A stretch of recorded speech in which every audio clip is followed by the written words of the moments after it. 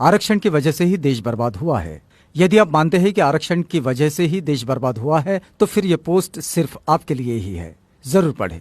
लश्कर भी तुम्हारा है, सरदार भी तुम्हारा है। तुम झूठ को सच लिख दो, अखबार भी तुम्हारा है। तुम जो कहो वो सच, हम जो कहें वो झूठ। मुल्क में नफरत का ऐसा तूफान मचा डाला है। कुछ बुद्धिमान बोलते हैं कि आरक्षण ने देश को बर्बाद कर दिया है। अब आप बताइए कि देश आजाद होने के बाद 14 व्यक्ति देश के राष्ट्रपति बने, उनमें से कितने आरक्षण वाले बने? 15 प्रधानमंत्री बने, उनमें से कितने आरक्षण वाले बने? 43 उच्चतम न्यायालय के मुख्य न्यायाधीश बने, कितने आरक्षण वाले बने? 19 मुख्य चुनाव आयुक्त बने, उनमें से कितने आरक्षण वाले बने? देश के जो बड़े घोटाले हुए उनमें कितने दलित घोटालेबाज हैं? बताएं जरा।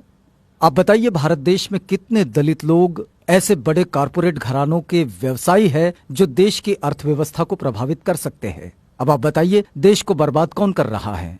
अगर संभावित ब्लैक मनी वालों की लिस्ट देखे तो कोई आरक्षण वाला नजर नहीं आता। तो फिर देश को बर्बाद कौन कर रहा है? जितने लोग बैंकों का रुपया हजम करके बैठे हैं या भाग गए, उनमें कितने आरक्षण वाले हैं? शायद कोई नहीं। तो फिर देश को बर्बाद कौन कर रहा है?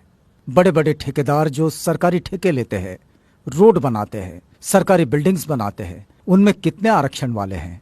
तो जवाब मिलेगा 1 या 2%। तो फिर इस देश को बर्बाद आरक्षण कर रहा है या फिर मेरिट वाले? जब ब्लैक मनी लिस्ट में एक भी नाम रिजर्व कैटेगरी के लोगों का नहीं है, सारे नाम जनरल के हैं, फिर भी कुछ बेवकूफ कहते हैं कि देश को रिजर्वेशन वाले बर्बाद कर रहे हैं। सच में इससे बड़ा जोक कोई और हो ही नहीं सकता। बोफोर्स तोप घोटाला, कॉमनवेल्थ घोटाला, आदर्श सोसाइटी घोटाला, सत्यम घोटाला, कालाधन घोटाला, स्टाम्प घोटाला, यूरिया घोटाला, चारा घोटाला, सुखराम टेलीकॉम घोटाला, शेयर घोटाला, चीनी घोटाला, बहुत लंबी सूची है इन घोटालों की। ये सभी घोटाले क्या आरक्षण प्राप्त लोगों ने किए हैं? बताएंगे इसमें किसी दलित का नाम? कब तक बेवकूफ बनाते रहोगे? और हाँ, फिर भी हम लोग अपने हुनर और काबिलियत से थोड़ा सा आरक्षण का सहारा पाकर क्या कामयाब होने लगे? आपके पेट में मरोड़े उठने लगे? जिनको अपनी थोथी मेरिट पे घमंड है और आरक्षण से परेशानी है, वो अपने बच्चों को 5 साल वहां पढ़ाए जहां गरीब बच्चे अभाव में रहकर पढ़ते हैं। फिर देखना सारी मेरिट हवा न हो जाए तो कहना। और यदि कुछ तथाकथित उच्च वर्ग के लोग ये कहते हैं कि वो किसी से भेदभाव नहीं करते, तो उनसे एक ही सवाल है, क्या वो दलित परिवार से रोटी बेटी का रिश्ता करने को तैयार है?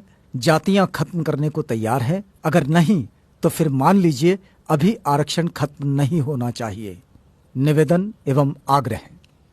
समस्त SC/ST समाज, आपको सिर्फ 10 लोगों को ये मैसेज फॉरवर्ड करना है और वो 10 लोग भी दूसरे 10 लोगों को मैसेज फॉरवर्ड करें इस प्रकार।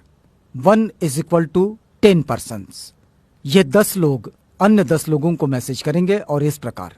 बस आपको तो एक कड़ी जोड़नी है, देखते ही देखते पूरा देश जुड़ जाएगा।